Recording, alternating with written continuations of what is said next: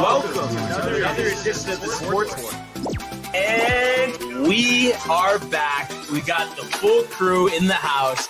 That is what it's all about. The Yankees, out of any team in the league, are the best equipped to handle a blow like this. I think there is a higher power at play here. He's due law of averages. That dude is the ultimate scrub. It's trash. Yeah. Every person you have in there is fucking trash. Next game, you're going to see a big performance. You can see it in the end of the game, and I'm just totally stoked and excited for this. And we are back. Welcome to another edition of the Sports Report here on a Monday. Barnes and Tony, once again, what's going on, brother? Not much, dude. Having a good, all right weekend. Hot off Mother's Day. Mets get the off day, which I'm sure is nice, well needed, dude. But yeah, I guess other than that, I'm doing fine. Yeah, dude. Yeah, not the best baseball weekend for either team. Both teams losing series. The Yankees, as everybody knows by now, getting swept in Milwaukee. And my dreams of breaking 80 being swept away on the golf course. But we'll get there. Josh believes in me, so at least there's that. But I guess because we were talking about this on Friday, just was curious, and I was telling you, like, tonight I have my belated Mother's Day celebration at Testo's, the chicken franchise. That's right. But what was the deal? What was the name of it again? Wait, where I went to Marina Cafe. Marina Cafe. So what do we got? Dude? Phenomenal stuff. First of all, we lucked out to table right by the window. I knew you were going to say that. The dock, your mother dude, loving water. it. Absolutely loved it. That was great, dude. And it was, they do a prefixed menu for Mother's Day, but obviously, a ton of great stuff. Apps for the table. We got baked clams, Caesar salad, burrata, fried cauliflower. What else? Like a bang bang shrimp type of deal. That was so good, dude. Oh, and crab and lobster sliders. Wow. Fire. Like a fried or no.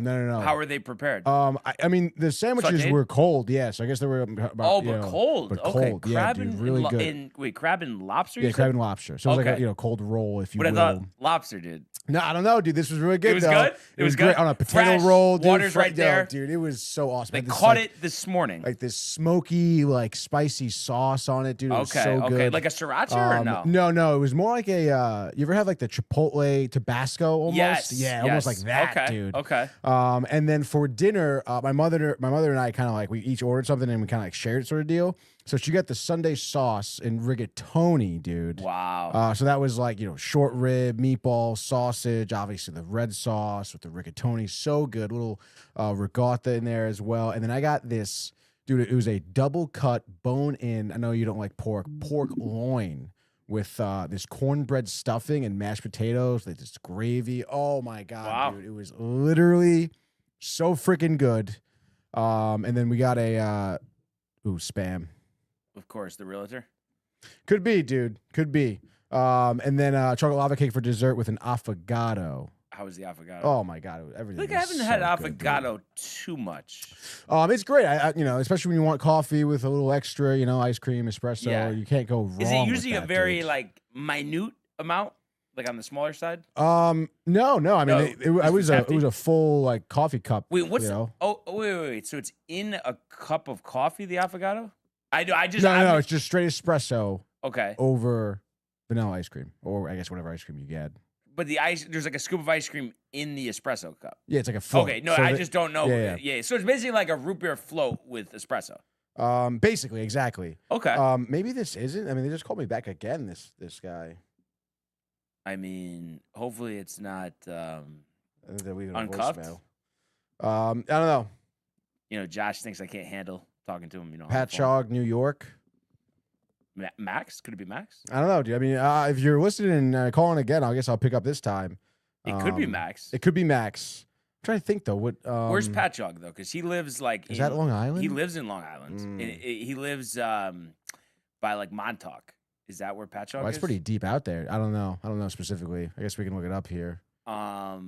Maybe. Yeah. Let's see.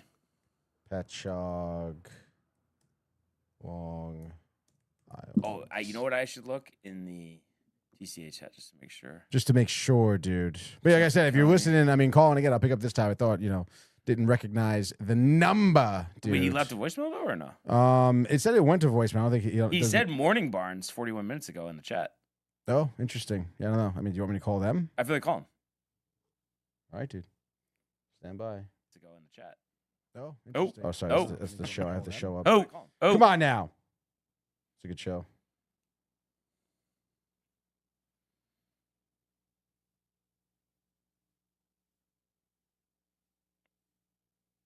Oh. Voicemail?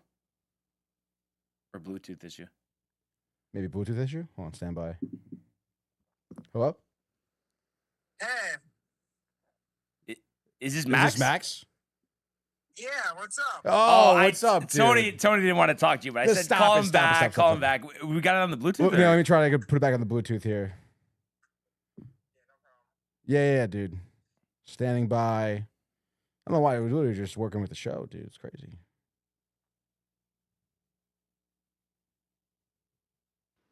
There it is. Oh, dude. there we are. What's going on, Max? Yep. Can you hear us? Yeah, There we go, dude. What's going on, man? How's it going? it's going, what a series by the Knicks. I mean, that is just absolute dominance, this series. Very excited for the Knicks. Great weekend for the Knicks, but a rough weekend for the Yankees, Yeah, no, and I know we were talking about that a little last night. And I know I was saying this, but I'm kind of curious what Tony thinks too. But I was saying I'm kind of like I mean, the bullpen in general needs to be upgraded, but I kind of want to like replace Bednar. I mean, and it's not just about yesterday. Okay. He's just given up a lot of hits. Half of his appearances he's been scored on. And I don't know. I mean, what do you think, Max? I mean, do you think that's a little premature, or do you think it's, 3.71, 1.412 whip? I mean, what do you think? See, Bednar, he's good when he wants to be. Like, sometimes he'll be good, sometimes, like, he'll get in jams and stuff. But the thing is, we need a closer that doesn't do that. We need a closer that shuts the door, gets the game over with. And I think there's a guy in the minor leagues who's a starting pitcher who throws gas. Carlos Larang, I think he'd be a perfect closer. Yeah. No, electric stuff. I agree. I forgot. Did I tell you that I met him or no? No, I don't remember if you told me or not. So when I went down for spring training, my buddy works for AA Somerset, so he worked with him last year, and he introduced me to him at the Lightning game. Oh, that's awesome. Yeah, it was pretty cool. Sweet, yeah, dude, he's massive when you see him, and I was telling him, looking forward to seeing you in the Bronx. And I mean, the way the bullpen's going, I mean, I just, I'm a hopeful that, and I know he's been a little up and down in the minors, but just that they kind of make that move sooner than later, because I just feel like I look at the bullpen and there aren't too many guys that I feel that confident in. Cruz has been a little bit of a high wire act. Tim Hill, I do trust. I mean, his ERA is 104. But that boneheaded move throwing the ball to third base, that was odd, but I'll give him a pass on that. But like, who would you say you trust most in the bullpen right now, Max? If I had to trust anyone in the bullpen right now, it'd probably be Tim Hill. It probably would be Tim Hill. It's always good to have sidearm pitchers. You got to mix things up. We also could use another lefty in that pin, and I think when Cole comes back, do you put Weathers in the bullpen? I think you have to, and then and then we talk about bringing up Carlos, but then you would have three lefties in Hill, Hedrick, and Weathers. And I think that would be a pretty good place to start. And then I just think it's then you think about Carlos, and I would like to option Doval. What do you think about that? I think the thing is since he's come in, I think he just hasn't settled in. It's a different, completely different, it's from the West Coast. The West is like You're coming from the San Francisco Giants. You're going against the Dodgers all the time, all these really good teams. And then you come to the Bronx, which is a way bigger market than San Fran. So it's certain players, they just can't handle the Bronx, I feel like. Certain players, obviously it's different for everybody. I think like Rodon had a bad first year, second year, and then he settled in. That could be like with Duvall. Yeah. Yeah, no, I agree. But I think, too, like, I just really questioned that move, on Saturday night, putting him in there in the 8th inning. I just feel like there was no reason to do it. And if he's going to stay with the team, he's got to be pitching in the 6th and 7th inning. And I would like to see, and again, I know he made the bonehead playing extras the other day, but, I mean, I don't think it should be out of the question for Boone to kind of have Tim Hill be the 8th inning guy. Like, you know what I mean? Like we said, we're trusting him. Yeah. I just get so right. I mean, aren't you with Cruz too? I've always liked Fernando, but it's just like he's been very inconsistent this year. I agree. I think we need to bring up some arms from the minors that are ready to go. We have a guy named Giovanni Cruz. I don't know if you've seen him. Yes. Very good. You could bring him up. I think you could bring some other guys up too, but it's whether or not the Yankees are willing to make that move. They've been very urgent this year, which I like. It's much different from what I'm used to. Right. No, I agree. So I think the best option for the Yankees right now is to let it. It's the beginning of the year. If anything gets worse, you just make some changes and then you move on. I think that's probably your best option. Unfortunately, but yeah, and also like I like Yuri De Los Santos. He had a good outing the other day. We had to send him down because of the pitch count, so he's an option too. Yeah. But do you think that there is enough internally when you're considering starters and guys in the minors to fill the bullpen, or do you still think they're going to have to go out and trade for a guy or two? I think they're going to definitely, if I'm the Yankees in this position, right, let's say you're in mid-season, you're still having bullpen issues, you got to address the bullpen, and you're going to have to trade some prospects for a good reliever. Yeah. I mean, it's just like Bednar he just makes me nervous, and I want that lockdown guy at the end.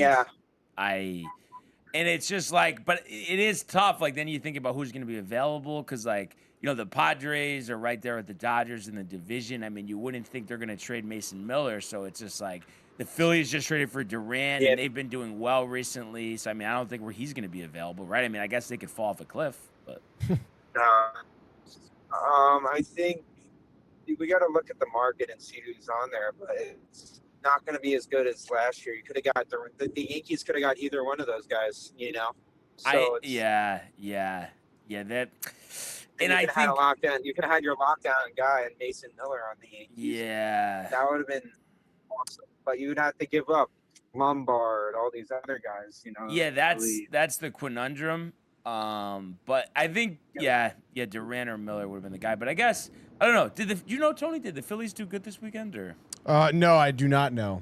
I think they did decent, I want to say. I mean, I know under Mattingly they've done better, but boy, I would love to have Durant. And I almost think he's under contract next year too, maybe. I'm pretty sure 19 he and is, 22 though. I think they've been on a heater. They just took 2 out of 3 against the Rockies. Colorado. But yeah, if you look at that, they had won 4 in a row, so they've won 6 out of 8. They've won 4 straight series. 9 out of 12. Yes. Yeah, 9 out of 12. I mean, or 10 out of 12. 10 out of 12. Or no, 10 out of 13. 10 out of 13. Pretty 4, good. 3, Pretty yeah. good. So the Don. Yeah. Donnie's been great. Yeah, dude. Love him. And then what do you think? There's been some murmurs, bottom of the lineup, 2 left-handed. I mean, what do you think about the lineup? I know this weekend looked terrible, but I don't know. I still think we have enough there, but what do you think? I'm being honest. Spencer Jones, it's his first series, but he reminds me of like a rookie Judge. Like, he strikes out a lot. I think it's going to take him a few years to develop. Yeah, I mean, 5 strikeouts this series. Yeah, I mean, obviously first series, nice to see him get the hit yesterday. But don't you also think too? I kind of think once Dominguez is healthy, they might send him back down, especially if he's not excelling. They probably will get more polished down in the minors. I think that's definitely a possibility. Dominguez looked really good, and then he just got hurt, and unfortunately, stuff happens. He slammed that. Yeah, no, he hit that wall. I think you're kind of breaking up a little bit there. What were you saying though? You had what? Max. Hello. Yeah, what's up? All right, no, okay. We didn't hear what you said before after the slammed into the wall. Oh. Dog, the clean line. Yeah, I don't know. Maybe Wi-Fi acted up. Maybe, perhaps get off of it. Oh. Maybe we got them kind of worse now.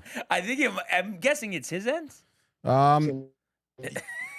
Yes. Right, yeah. It feels like Max. Yeah, what's up? Okay. Right. I think we got you now. What were you saying? So what I'm thinking about with the Yankees is, you got Dominguez was playing really well, and then, he banged into that wall. I was surprised he didn't get concussed from that. He ran really fast into that wall. Right.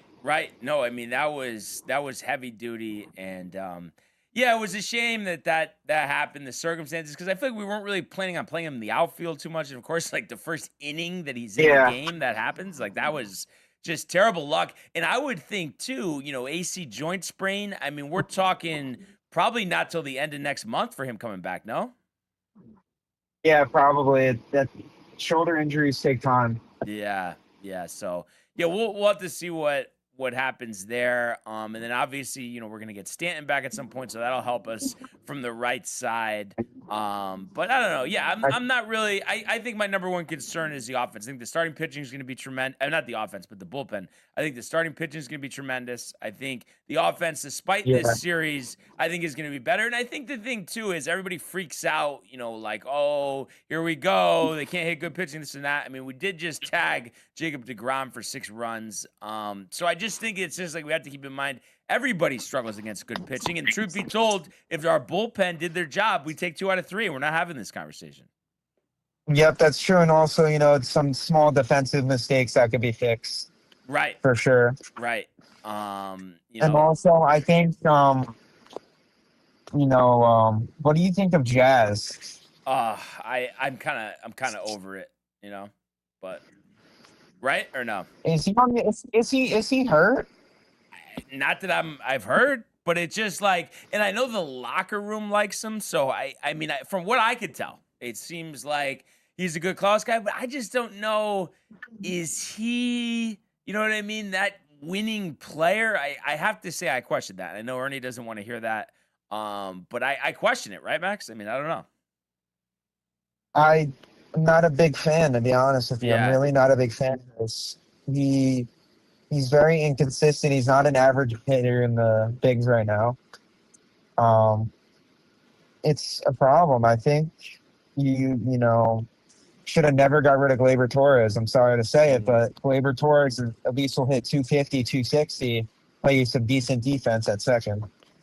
Yeah, I mean, the only thing is, I think we'll have guys from the minors, and I don't know. I'm hoping more so like Caballero plays well, and then maybe Lombard could play second, because I don't really want Volpe playing second, but I guess we'll see. Yeah, I think Lombard could play anywhere in the infield except first base. Yeah, and you always could put him at short, Caballero at second, because I guess the reviews are he is really good. So either way, he's going to fill one of those spots. But yeah, I don't know. I don't think they'll do it, but I think, and again, as Josh says, oh boy, Ernie going crazy right now, and that you sound like me on chord with the connection, which always seems to happen. Somehow I'm always in back streets and all this stuff with no service.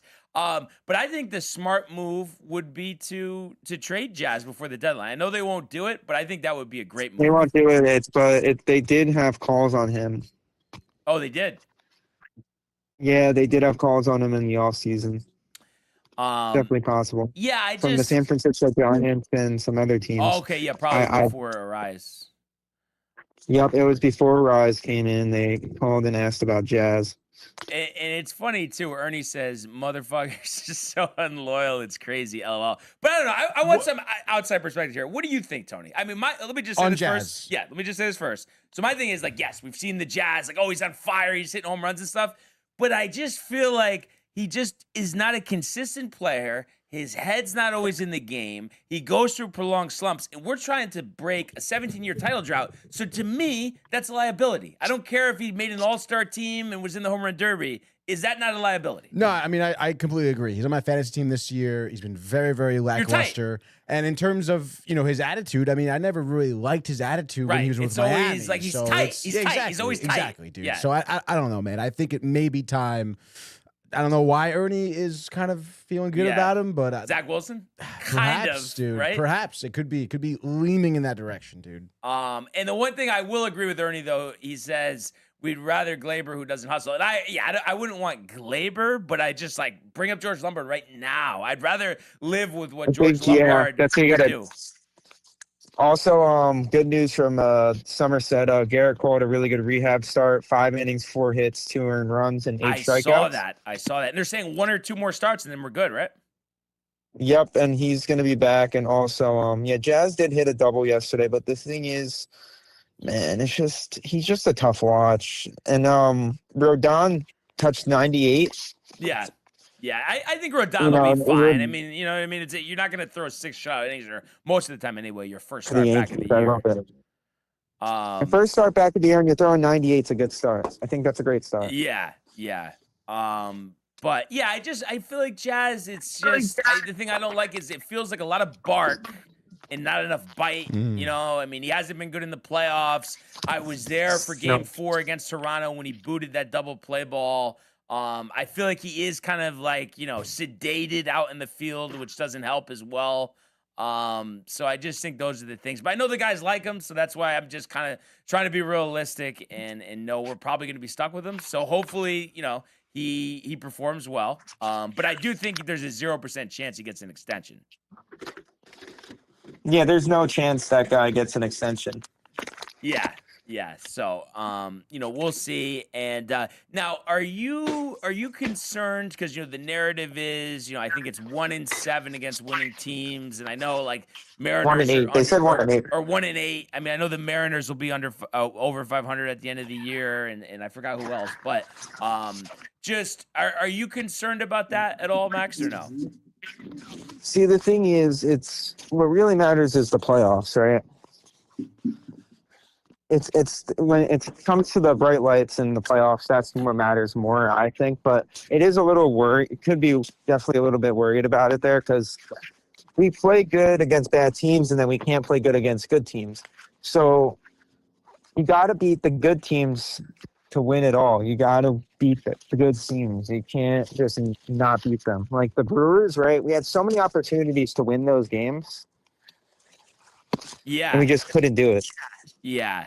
And I think the good thing is, like, I mean, if I don't think we're going to be seeing the Brewers in the World Series. Like, I don't think they're going to get there. So probably don't have to play them again. But like the Rays is a team we got to do better against. And also too, like, I am very interested to see, I think it's going to be a big litmus test. Those 4 games against, or 7 games, 4 games against Toronto, 3 games in Tampa at home. What are we going to do there? I think that's going to really set the tone going into June. I definitely think so. We got the Blue Jays, which is always a good series. It's always a fun watch. Vlad, but it's that team, that Blue Jays team. They're not the same team. They're not the same team. No. And Josh, with a live comment here, asks, Max, what are you doing over there? Going through some documents.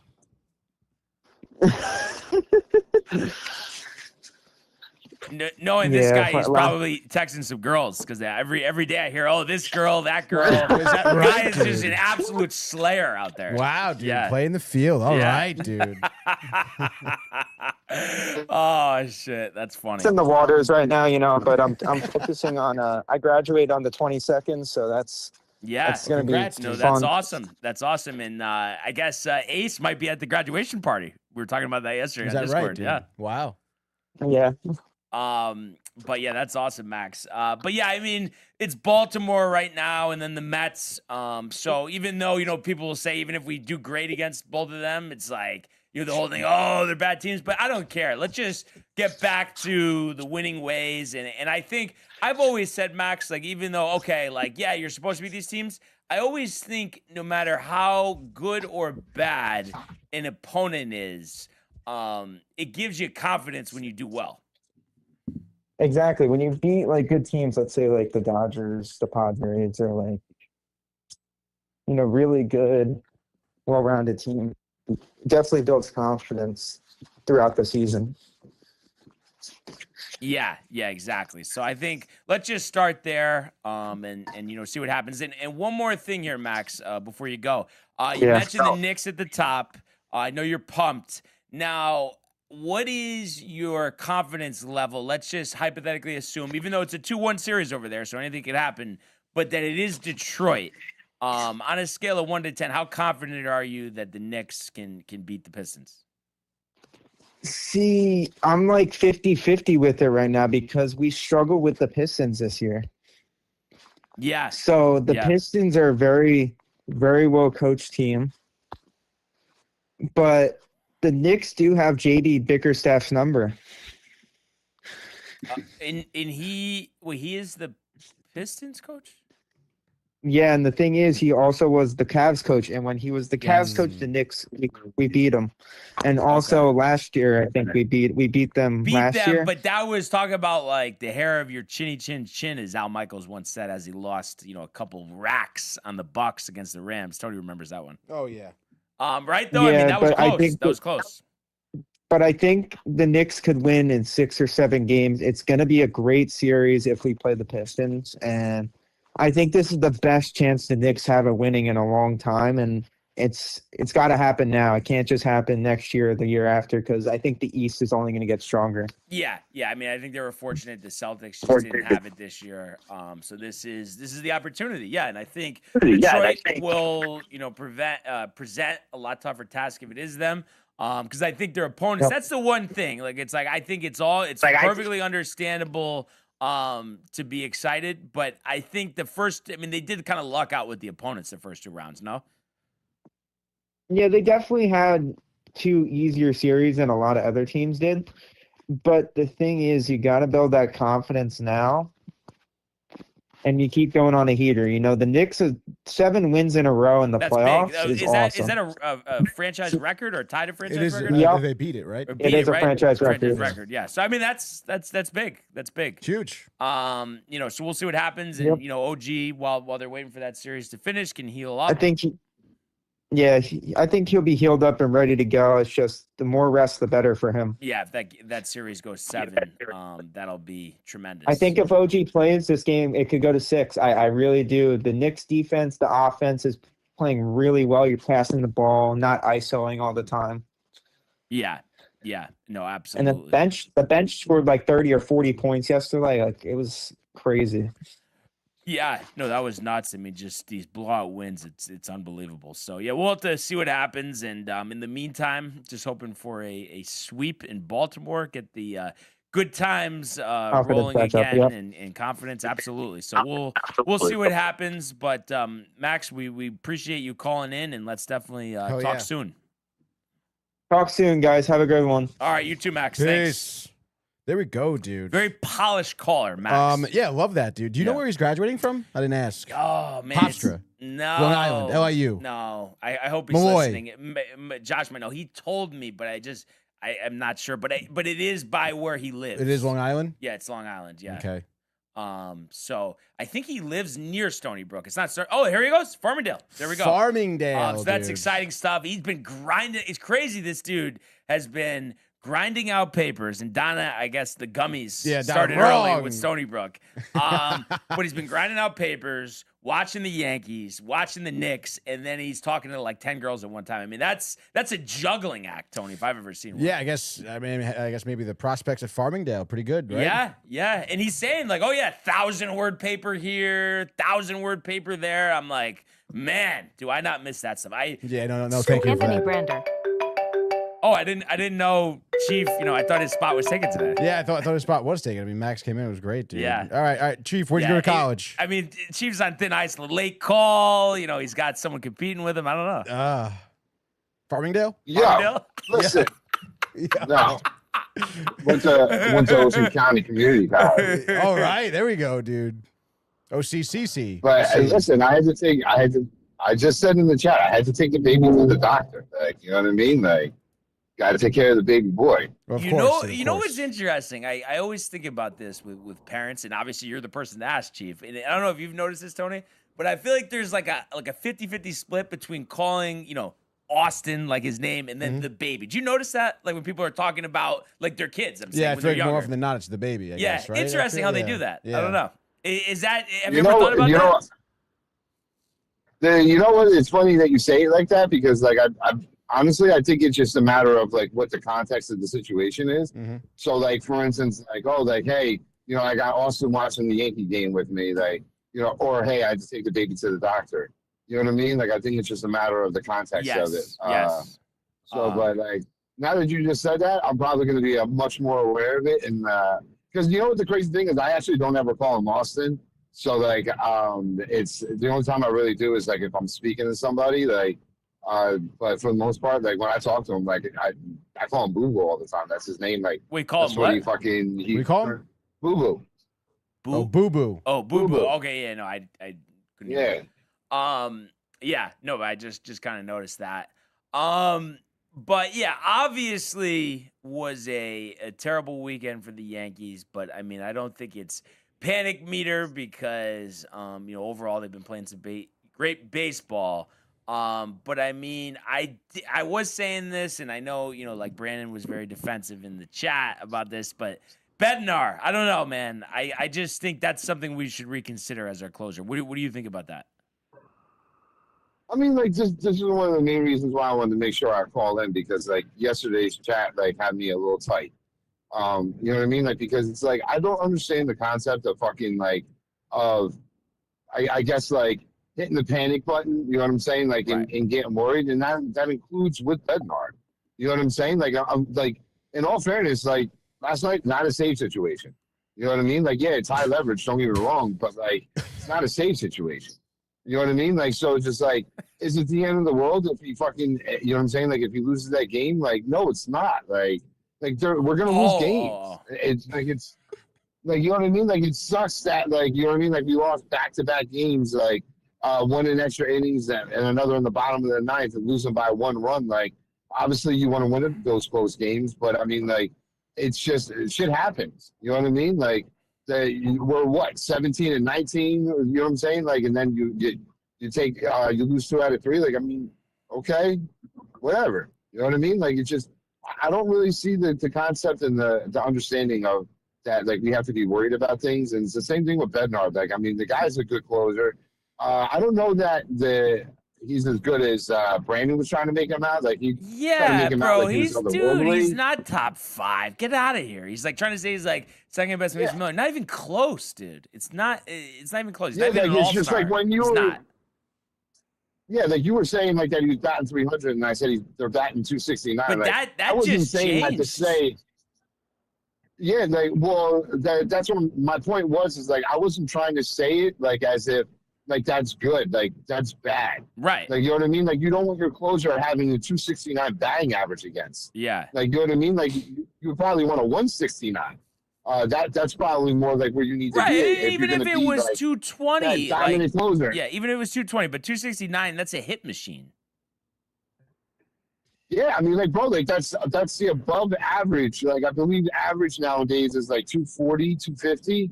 So, like, you know what I mean? Like, if you're allowing 269, like, you're allowing above average hitting. Right. You know what I mean? Like, that's concerning. It definitely is. You know what I mean? Like, it's like I said, though, the bullpen's going to get stronger. Like, there's definitely some, you know what I'm saying, some issues there. Like, I definitely feel like that's where our biggest issues is in the bullpen, and it's going to get stronger. Obviously, you know what I'm saying, Carlos just came back. Garrett's going to be back in a couple of weeks. He looked fucking awesome yesterday. Right. You know what I mean? So, it's just, I think it's just, like, obviously we got LeGron Hayes sitting down there. You know what I mean? Like, obviously, like, we're all fucking chanting for him to get up here. You know what I'm saying? Get in that bullpen because like obviously we think he can make a big difference for us. Which like sometimes I think that's one of the other problems too for Bednar, bro. Is I think it's, you know what I'm saying? Like knowing that it's just him. Like who's there to protect him? God for fucking bid, he doesn't have a good night. Yeah, you know what I'm saying? I mean, like, me and Max there. were just talking about this. I think the second trusted reliever for me is Tim Hill. And I know he threw that ball away, but I'll give him a pass. I mean, his ERA is 104 this year. I mean, he's done a good job. I mean, shit happens. Yeah. You know what I mean? Like, it's just like it doesn't happen often that he makes mistakes like that. Like, it happened. Like, you know what I mean? It is what it is. But the thing is that as great as Tim Hill has been for us, he's not our setup guy. And he's not a guy that you can look to turn around and to be that closer. God for fucking bid, Bednar doesn't have his shit. Yeah. You know what I'm saying? Like, and I think that's where like a big problem comes into all of this is just like knowing like it's just him. Like, Right. yeah, he's got some guys that could probably get him to him, but God forbid if he doesn't have it, say it's a 5-3 game and like you go out there, you know what I'm saying? He lets up a run. Like, it's just like, you know what I mean? Like there's nobody behind him. Right. And like, that's what's concerning. And I think that's fucking with his psyche too. Like, Yeah. I definitely think that messes with it. Yeah, no, I agree, and I think just call up Carlos now, and then the good thing is Weathers, this is going to be his last starter too tonight, and then I think he's going to be really good in the bullpen. So you think about him, with Carlos, Weathers, Carlos, Tim Hill, Bednar.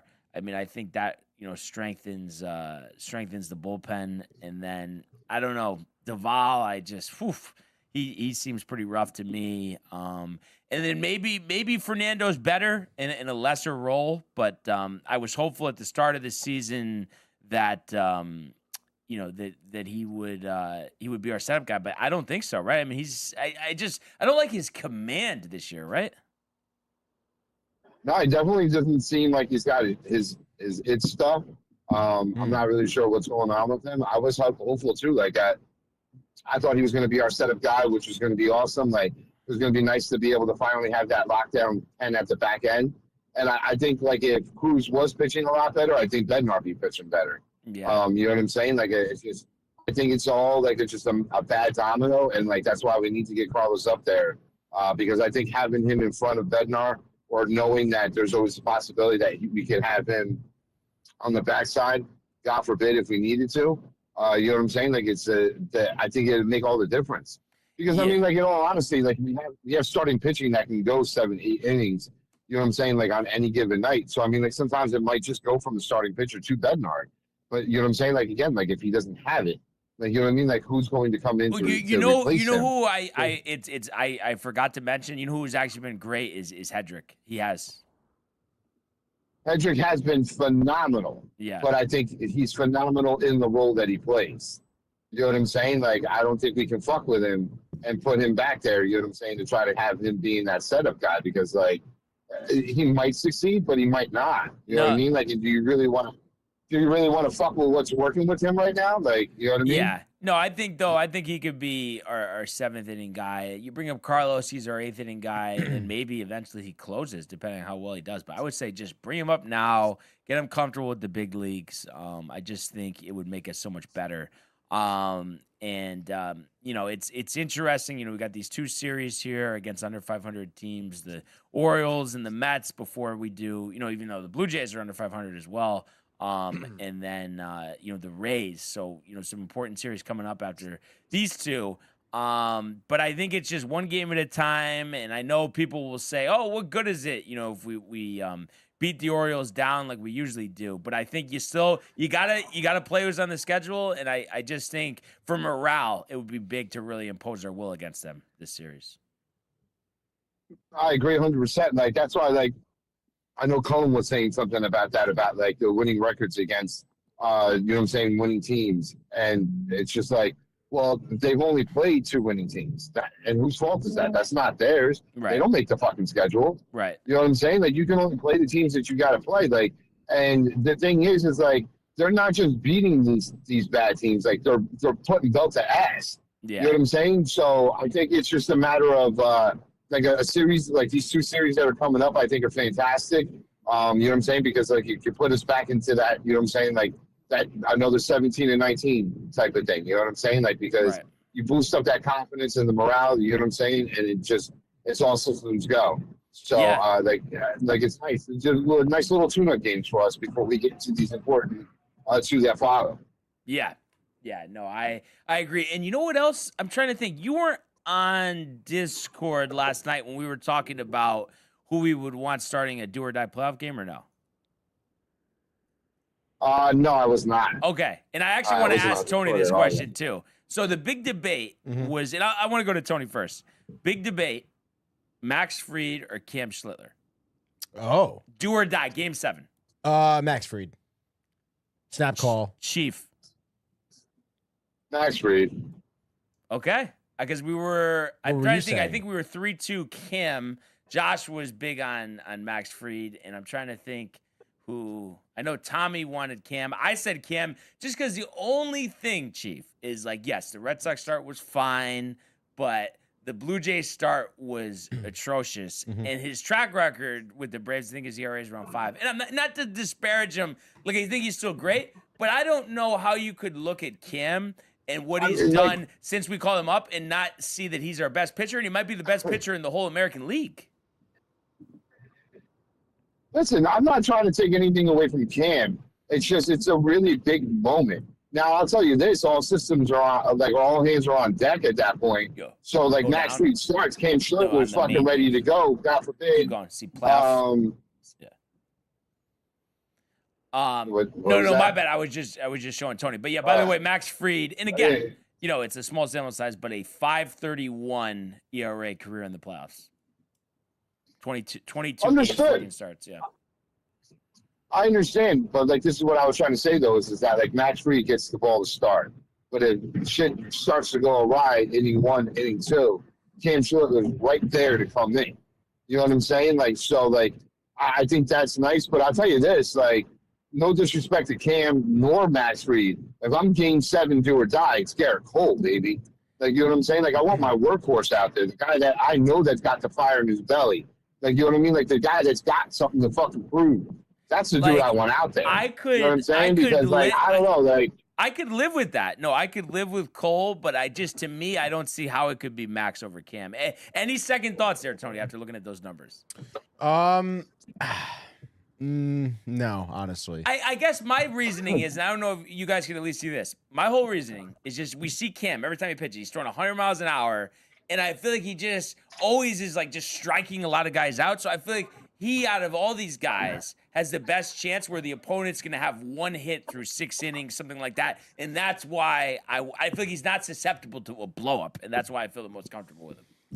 I mean, the only thing that would sway me to Max Fried is the experience, honestly. I don't know. Max Fried has those big moment experience here. So, I mean, like, I don't know. I feel like for that reason, Schlittler could be a little bit of a wild card. You know what I do want to see, though? And by the way, 94 hits and 76 in the third innings in the playoffs for Fried. No, it's not what you want. Great. Also, let's go World game Series, logs. though. I want to see game logs. But like, pick me I'm out 5 good starts. though, I doubt there is. Just pull it up. But go ahead, Chief. Go ahead. Yeah, but what is his starts though? Like during that World Series run.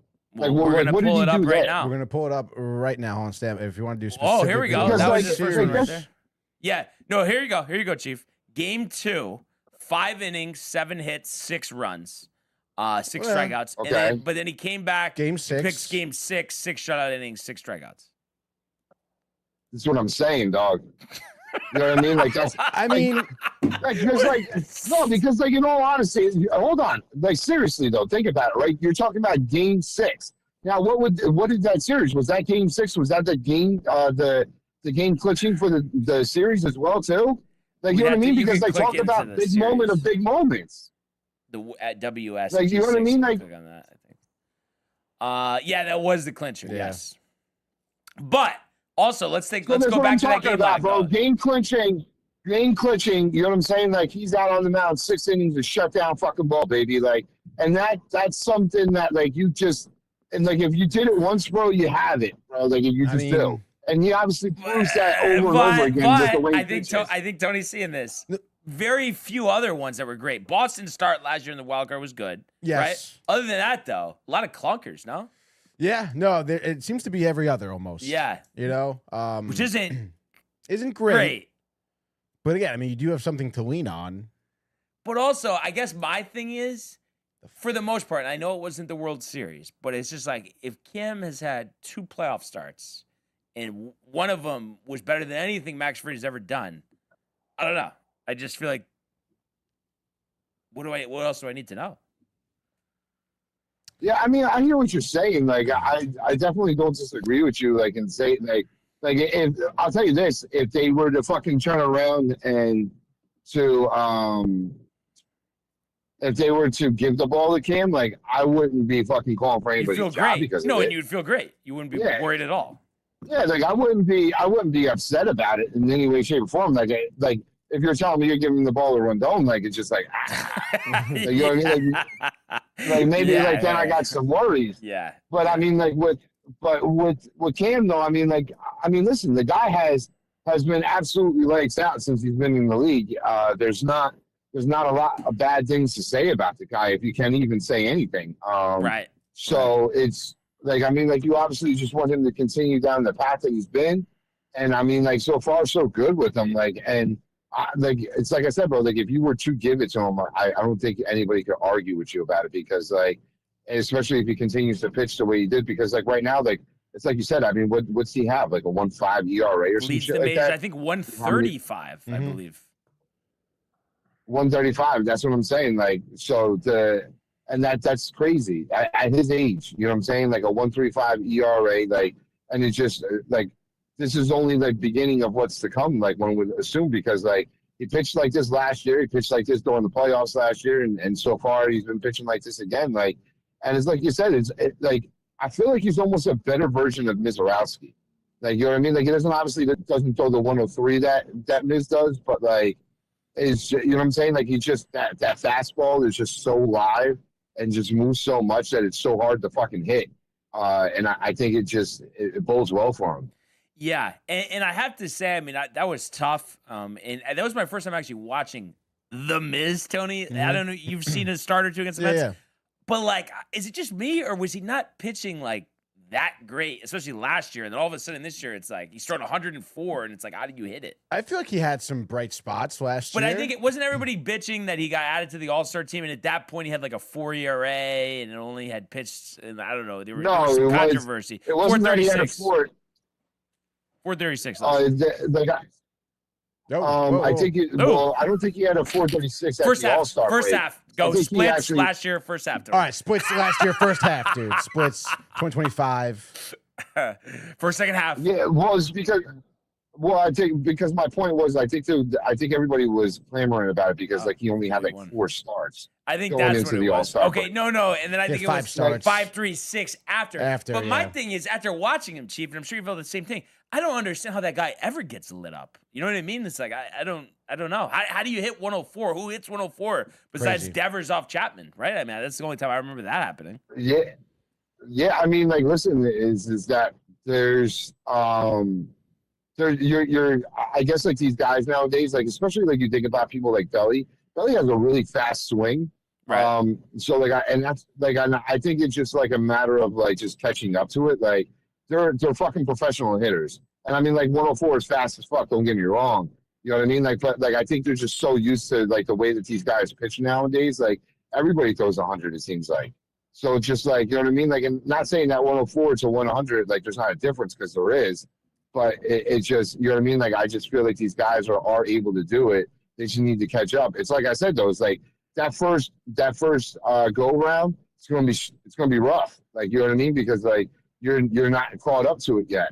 Unless he does nothing but throw you fastball after fastball after fastball, then usually by the third one, you'll probably be caught up to it. But like, if he's hitting you with other shit, you know what I'm saying, and like then gives you back-to-back fastballs, it's like it's you know what I'm saying, like it's not enough. Like you're not going to have enough time to adjust to it. Yeah, no, I mean he was tremendous. And listen, if we do get another crack at him, it'll be in the World Series, and you know I'll take being there, and I'll take our chances because I think we could do it. It just wasn't a good weekend, and I'm ready to just put that in the rear view and hoping that Weathers comes in, you know, tonight. locks them down, and we start from there. But we'll have to see what happens. But Chief, we appreciate you calling in, man, and we will definitely talk soon. Absolutely. It's always a pleasure. Thanks for having me on, guys. Hashtag Downtime TV, hashtag TCA, hashtag Velolama, because that shit's delicious. Ride the wave. Let's fucking go Yankees, baby. Let's go, Chief. Peace. And I had just texted you, Tony, the sandwich. Corey just texted us in the group. Dude, put that up. Put that up there, dude. Put that on, dude. Honestly, put that on. This is crazy, salivating dude. over that. I mean, if I wasn't having Testos later, I would go get that at Gaetano's in Shelton right after this, right now. Yeah, dude. The vodka sauce and the marinara.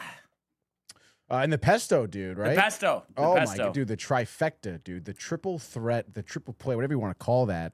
That looks phenomenal. Yeah, he said pesto, vodka sauce, tomato sauce, and mozzarella. Went to dude. Reading with yesterday, team cold pitch. He had me order a team meal. I got the best cheesesteak and chicken cutlet place in that area. Look how unreal the chicken cutlet sandwich is. Looks so good, dude. Devour that right now. Absolutely. Tremendous. Just like our calls today between Chief and Max. So I would say if we could go to the world of Major League Baseball.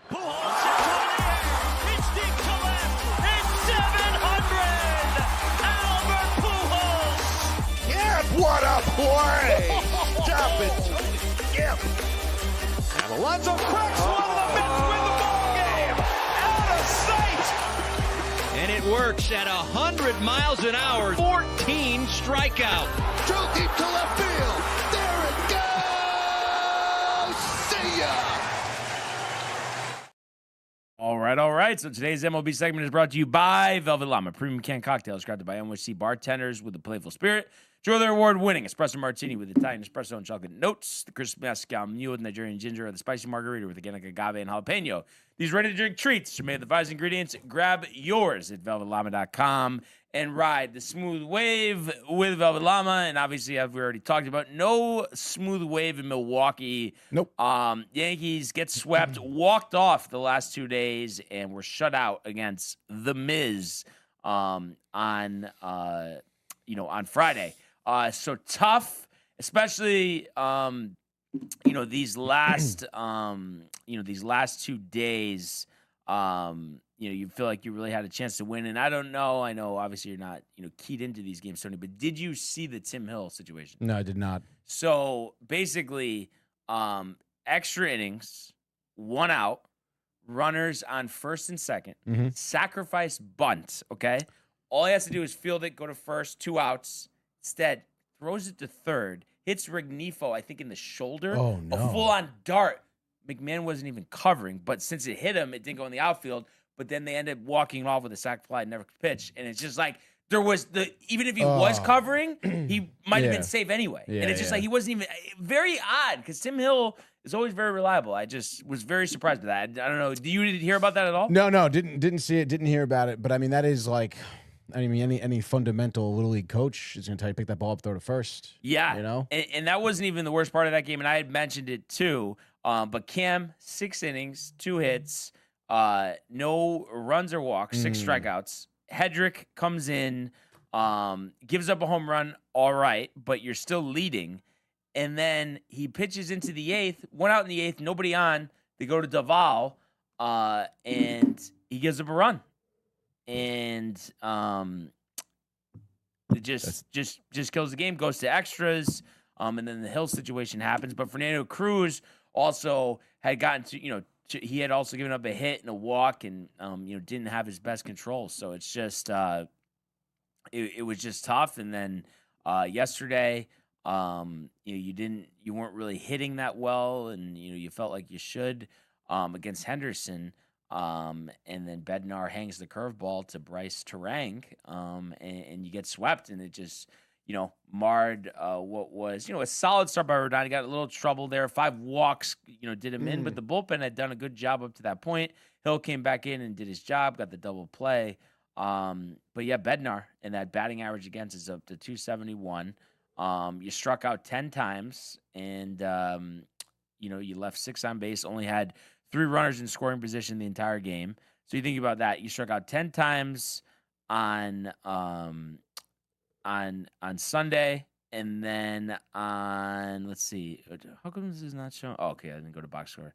So 10 times on Sunday, 15 times on Saturday, and then on Friday, you struck out 14 times. Jesus, dude. So that's 29? 20. Yeah. No, 30. 39? Yeah, 15, 14. Yeah, 39. Yeah. I mean, I know That's a that lot, doesn't dude. sound great, Tony, but I feel like they will be all right. Bullpen blew it. Teams are going to pitch well. That happens. Yeah. But it was just frustrating in the manner that they lost. Yeah, dude, that is tough. I mean, the extras on Saturday, the Tim Hill spot, and then Yeah. your bullpen kind of blown it. Bednar. Doval too, you said, right? Yeah. Too. Yeah. It's tight.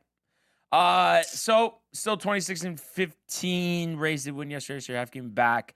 Ryan Weathers towing the slab against Brandon Young. And that's really the scenario that we're in right now. So just want to win tonight, go from there. I know it wasn't a sweep, but obviously it's equally frustrating in Arizona this weekend for the Mets. Yes, dude. They dropped 2 out of 3 in Arizona in a frustrating fashion, might I say, especially after yesterday. And I guess you can throw Saturday in there, but you want to start with Friday. I mean, it was the McLean start, clean, 6 innings, no problem. They win that game 3-1 in extras. Vientos had a dinger and a double. And yeah, dude, I mean, it was a pretty solid win. I mean, you look at it, you think 3-1, you think, gritty win to start a series on the road, especially after, the tough times in Colorado, playing on the off day, stuff like that. So you kind of felt good. But obviously, especially Benj with the ground rule double to kind of win it in extras, I guess you could say, after Vientos' hit. That was nice, but obviously that was all kind of washed away after Saturday and Sunday. And I guess, if that Friday victory of 3-1 was evident of the amount of runs you could score there, I guess it was, because they scored 5 runs in these 3 games in Arizona, which is obviously never going to be enough to win you a series. And again, I mean, look at Saturday, Clay Holmes gets a start here, 5 2/3. Probably could have left him out there for that final out, to be honest. I was watching that with my dad. But Clay Holmes, I mean, has one of the better ERAs in the NL right now, gives you a quality start, but obviously, there's just no offense here. I mean, You look at the top half of your lineup. I mean, nobody was hitting until Marcus Semien, dude. Semien, dude? Like, are you kidding? Like Benj, Vientos, Melendez, Bichette, Soto, all 0 for 3, 0 for 4 spots there. You just were not able to hit anyone. I guess Kelly was pitching.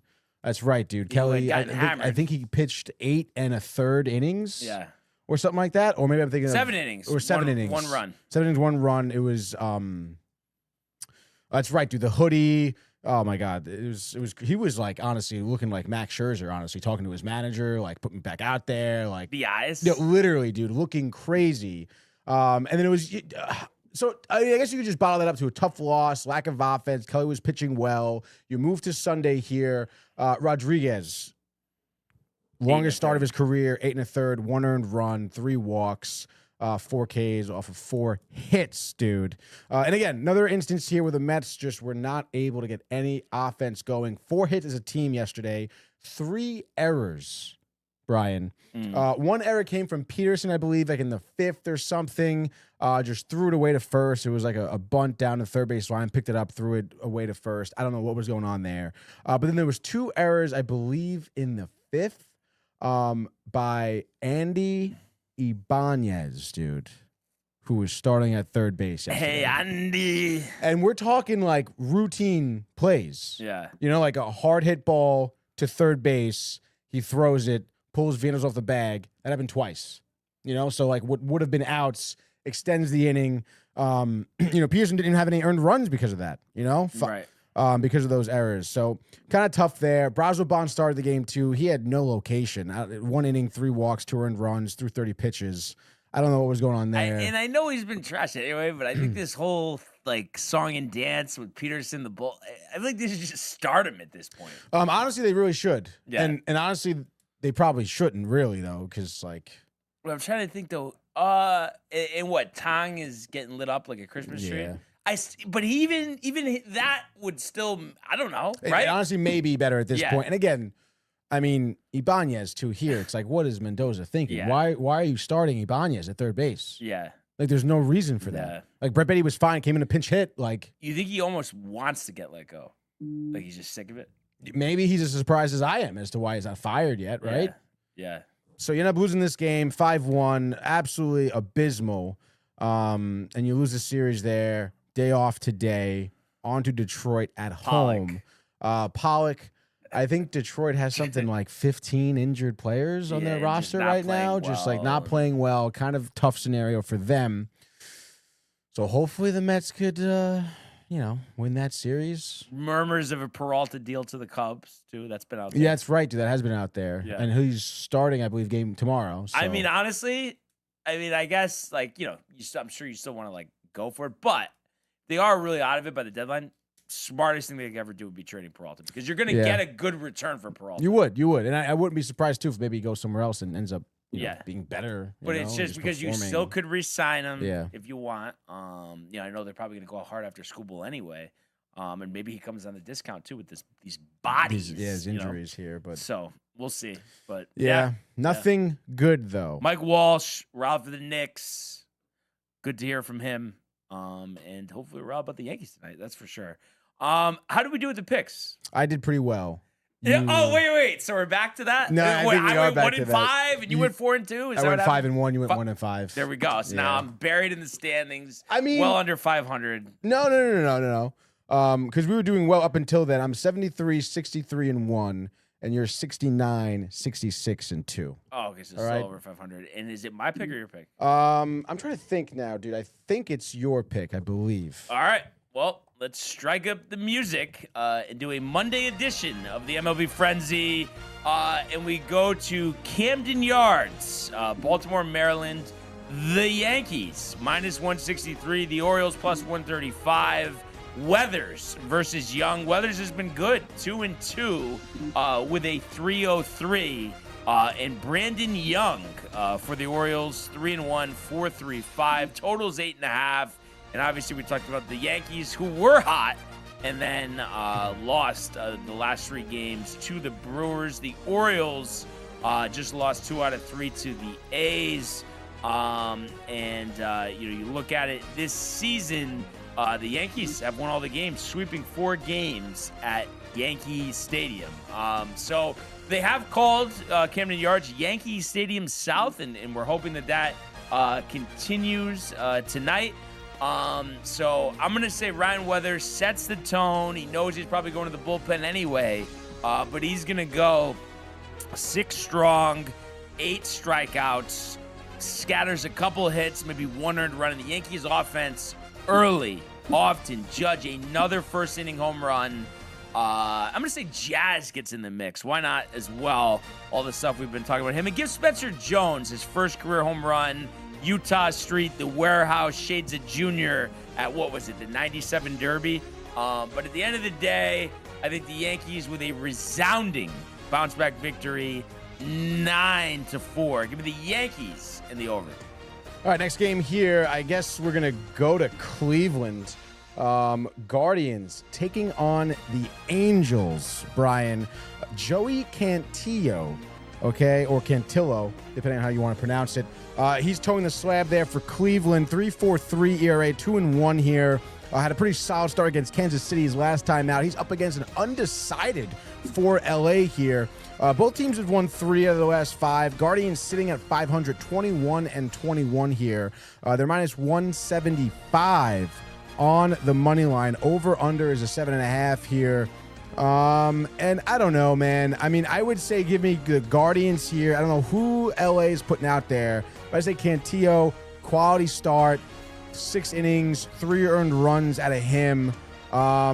And I guess the Guardians just put a few up here on the Angels. Maybe Ramirez early on, 7th homer of the year.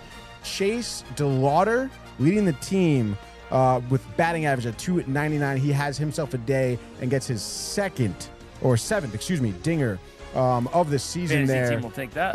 There we go, dude. There it is. I got Ramirez on my team. He's been I don't know. I mean, I don't know. DeLauder's probably been better. For average, definitely, dude. And I guess actually for probably the long ball as well. But regardless, give me Cleveland winning this game. I'm going to say they win. I'll say 5-3. So Cleveland with the over. How many home runs does Ramirez have? 6. Oh, okay. DeLauder only has 1, though.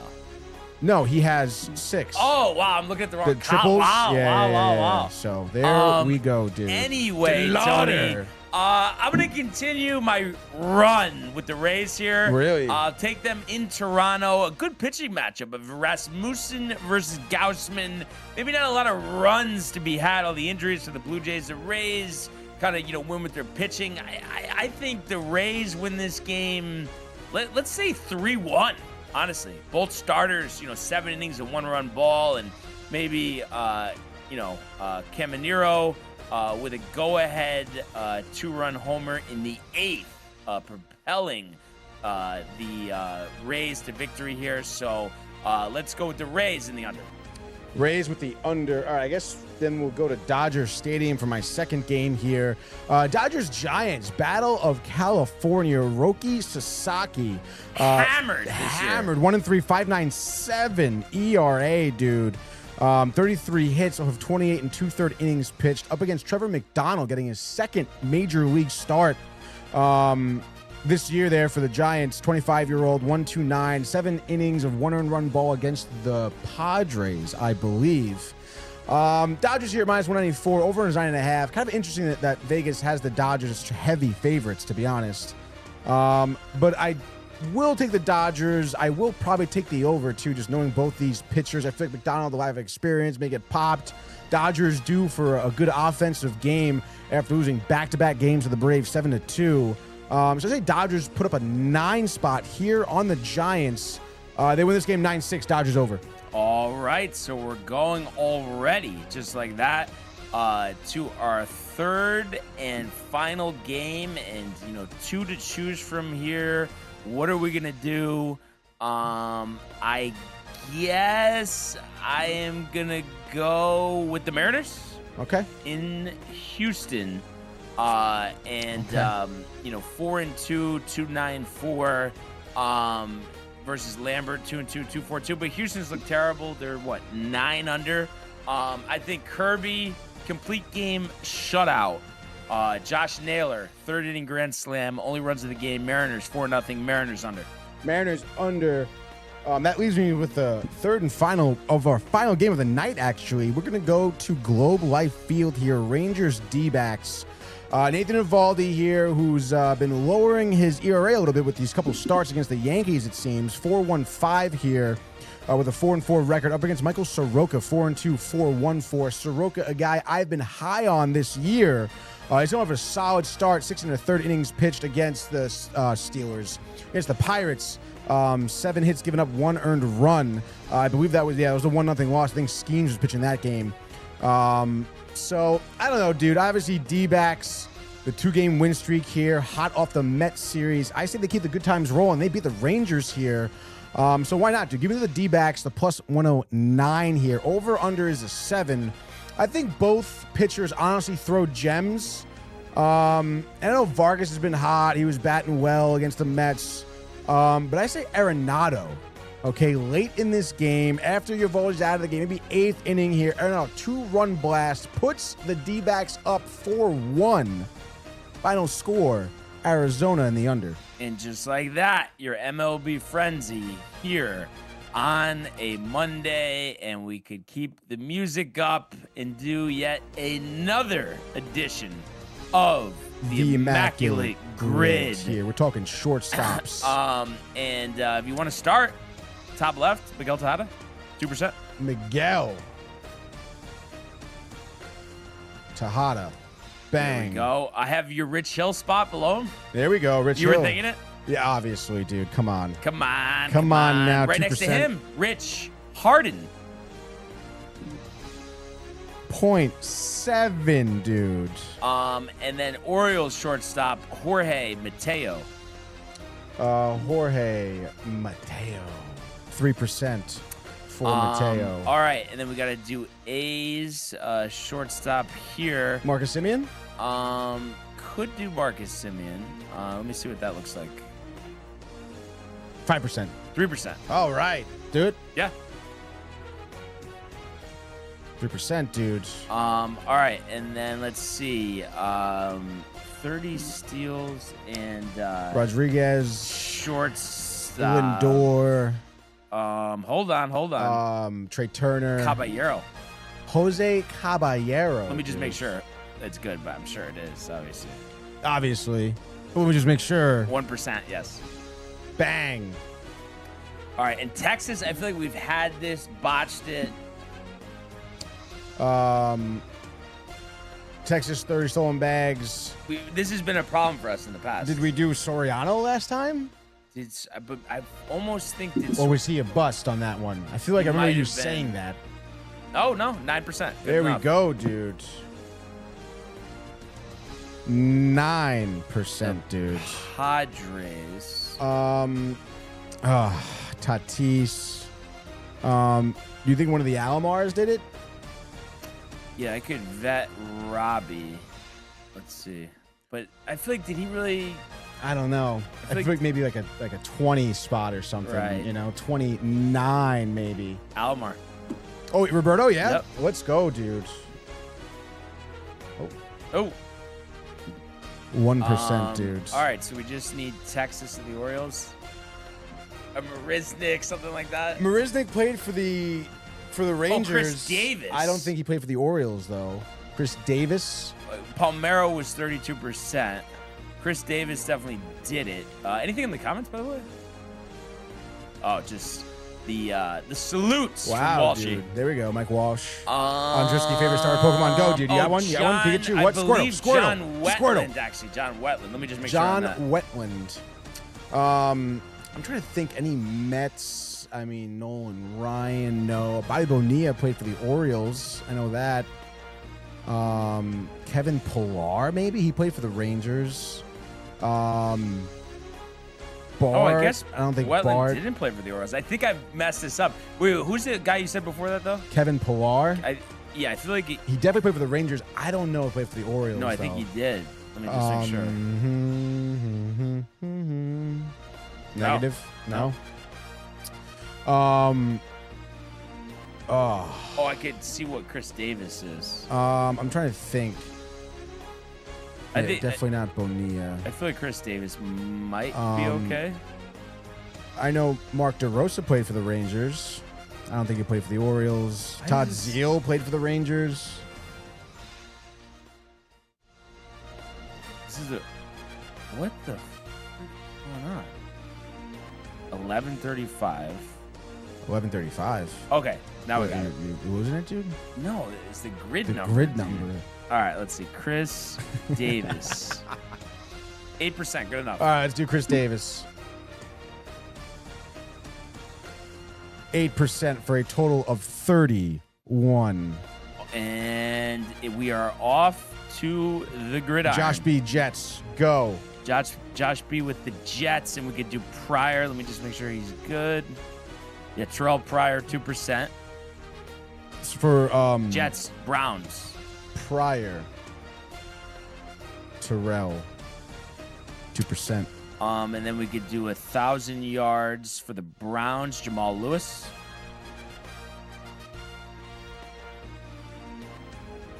6%. 1,000 yards, Titans, Tony Pollard. 7%. And then 1,000 yards, Bills, Travis Henry. 3%. All right. Let's see here. So Jets, Titans is a Mawa spot. Is he good? Yes, 6%. Kevin Mawa from Hawaii. MAWAE. There we are. 6% from Hawaii, dude. And I'm thinking it's a Ty Johnson spot. Let me just make sure there. Ty Johnson, 2%. Nice. 2%. All right. Only a few remain here. Mike Walsh says Jamal Lewis used to be a Raven. Yes, that is very true, sir. Okay, so the Colts. is Flacco going to be too high? Probably 29%, of course. Oh, Mike Lennon. Come on. Let's see the Colts and the Titans and the Colts and the Bills. Backup quarterbacks. Colts. Kickers. Badgley. Did Badgley kick for the Bills? Yes. That sounds familiar. Bottom middle. Michael Badgley. Michael. B-A-D-G. Yeah, I got a 0.4. There it is. Oh, whoa. 0.4, dude. Andre Johnson, dead nuts, probably too much. Or Andre Drummond. What do we got? 39, of course. Shit. We got those two left. Colts, Browns. I guess just do Trent Richardson. Hopefully it's low enough. Top middle. Colts, Browns. Oh, Colts, Titans. No, it's top middle. You said Yep. Trent Brown. Richardson. Trent Richardson. Wow, Tony. Trent Grisham. Probably 39. 36. Ah. All right. Colts, Titans. That's tough, dude. That Jesus is Christ. tough. It was a very good grid before that. And Colts, Titans. I mean, there's got to be a million. Really? Yeah. I'm trying to think. Journeyman. Bridgewater. No. That. Keenum. No. Steve Young. Johnny Unitas. I guess. Just look it up. I don't know. All right, see, we got going with Titans, Colts, players.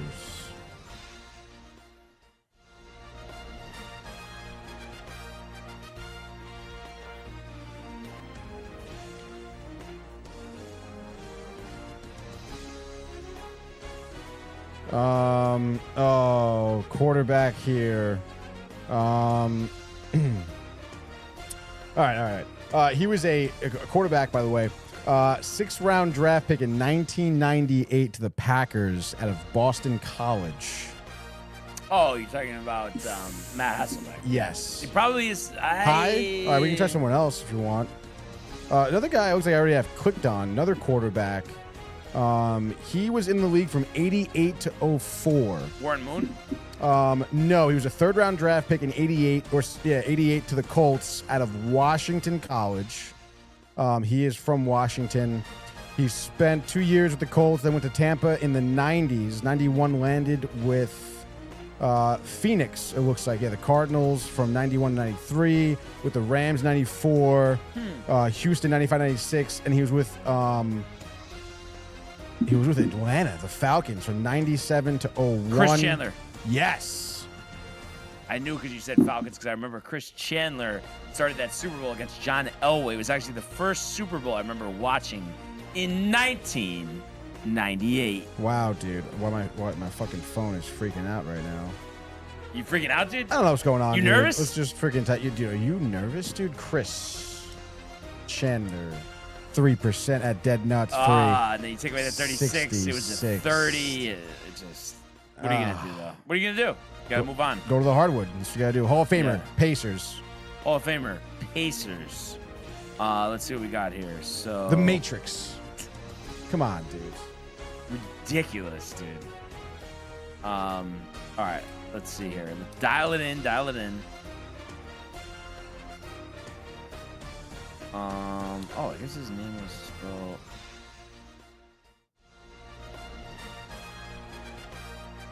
All right, I don't need to do that right now. All right, so was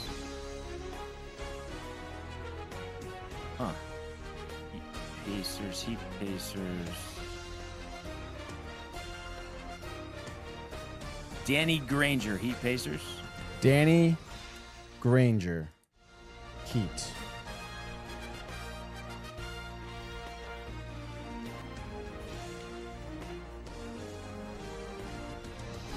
All right, and then let's see the Heat here. It's Hall of Fame.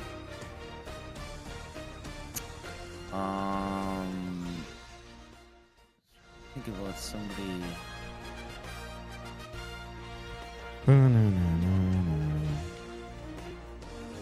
Mike Walsh, Reggie Miller, LOL, IDK, he says.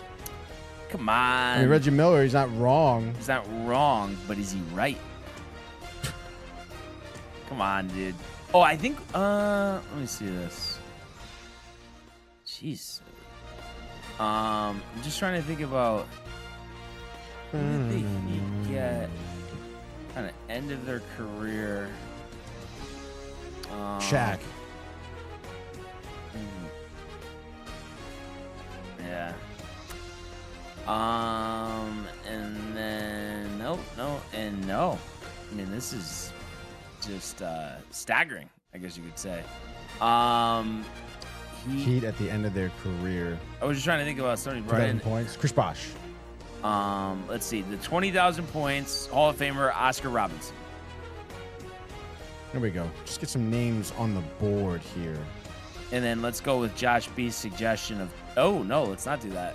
What's the other one he had for Hornets? Vladdy Divas. Or no, Dwight Howard. Dwight Howard, Hornets, Hall of Fame. 14. Okay. And then let's see. The Pacers. Players, dude.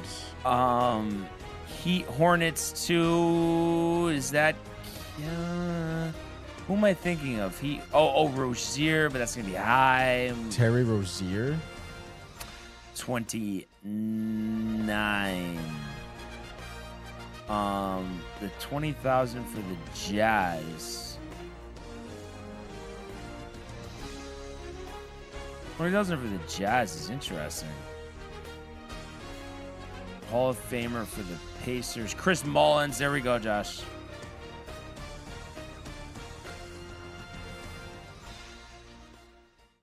Chris Mullen. 8%. Nice. 8% there. Yeah, I mean, I guess go Jazz Pacers. Look at that one.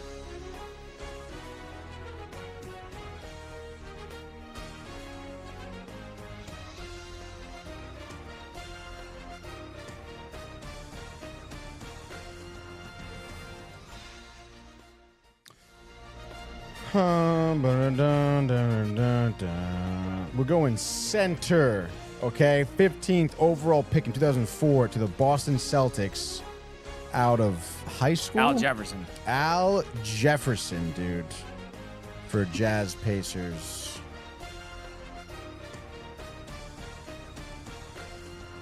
$10%. All right. For good old Al. Dead Nuts, Eddie House. Nice. There we go. Get housed. Absolutely housed. I guess go Hornets. Point Jazz. 2, Josh. Hornets Pacers. That's what you want? Hornets Jazz. We already did. Oh, sorry. Yeah, Hornets Jazz. Hornets Jazz players. Utah. Could have done Al Jefferson. Let's see. I feel like this is a guy here. He's currently on Utah. And he is a center. 16th overall pick in 2014 of the Bulls. Out of Bosnia. I feel like we've had this one. Yeah, you've used this guy before. Bosnia, dude. Wait, he's on the Jazz right now? On the Jazz right now, dude. He was with Charlotte last year. He was with Phoenix for a while. Before that, from 2017 to 2023, he was a center on the Trailblazers. Before that, 3 seasons with Denver. Nurkic? That's the guy. You think that's good? Yeah. 4%. All right, and then look up the Jazz guy, I guess. Jazz, 20,000 points? Yeah.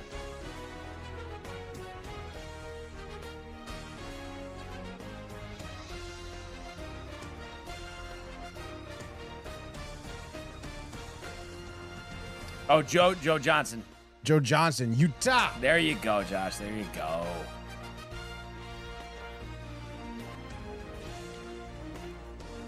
%. Heat players now.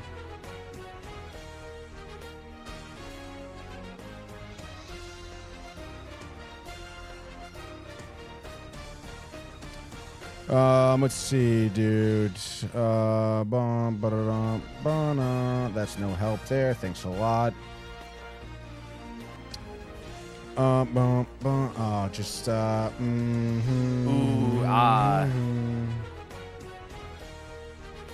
Career leaders in points. Let's see. This is always tough.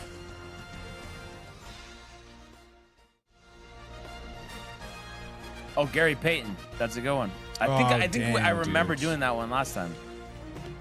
But I guess I don't, because I didn't think of it. Gary Payton the first. And that's going to be 4% for a 56, dude. So pretty solid. Tough grid. Yeah, one more to go here. On to the hockey.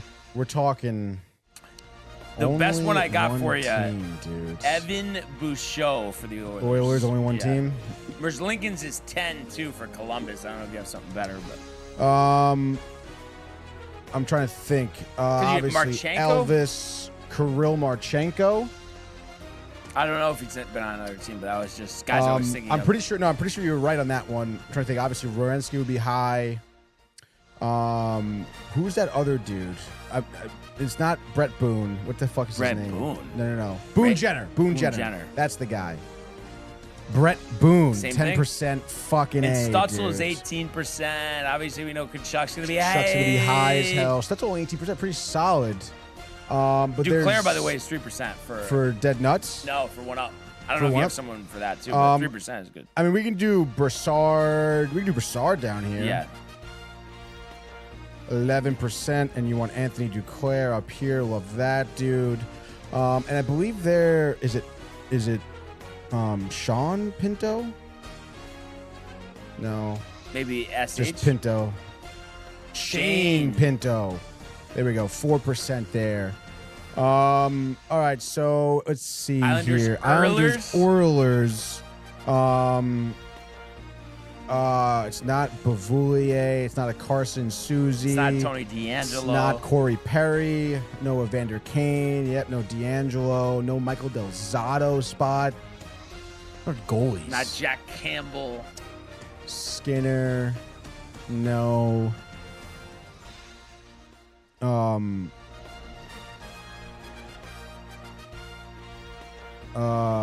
come back to that. Steve Valaquette. There you go. Steve Valaquette, dude. Bang. Let's go. All right. So Devils, Oilers, Taylor Hall could be high. You want to vet that guy? I think who else? Didn't work. Devils, Senators, or no? No, Devils, Oilers. Oh.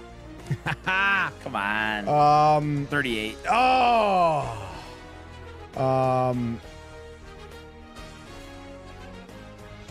Josh B with the Broussard, dude. He's always good for a grid, that guy. Yeah. 38%. Is it all right, up here we could do Scotty Gomez. Go ahead. I don't think that'll be too high. Shit. 29, dude. How much did you say Taylor Hall was? 30, I think. Shit. Again. 38. 38, dude. We can do better than that. I think goalies. It's not a Blackwood. It's not a Wedgwood. Obviously no Brodeur. No Keith Kincaid. Can you vet Keith Kincaid? Nope. Fuck. But a guy who the Oilers got at the trade deadline from the Ducks last year. Started in Jersey, was in Anaheim from 2017 till last year. And he's been pretty good, 278 career goals, and he's a center. Shoots left. Lefty center. How old is he? He's 36. He's from Ontario. Is that Pat Maroon? No. No? And his initials are H. A-H? Yeah.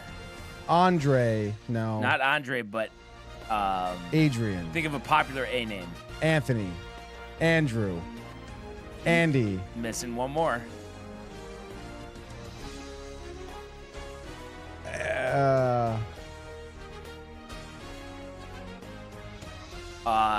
You know him. Come He on. runs a local law firm. What's his first name? A local law firm? Friend of the show. What's his first name? Oh my gosh, dude. Stop it. Adam. Yep. Okay. Oh, Adam Henrique. Yes, Adam yes, Henrique. Yes. Shit. 7%. Nice. Good call there. And then, yeah, Devils Columbus. I don't know. You have to look this up. Let's see. Michael Theofil, Scott Gomez. Legend. I'm sure he dude. got a kick out of the local law firm, too. Yeah, dude. Adam Hirsch. This is not a great one, dude. Honestly. I don't even know if I've ever heard of any of these guys. So not not Brett Gardner, but Brett. No, but not Brett, but a B name, and it's not Gardner, but it's okay. It's Gardner?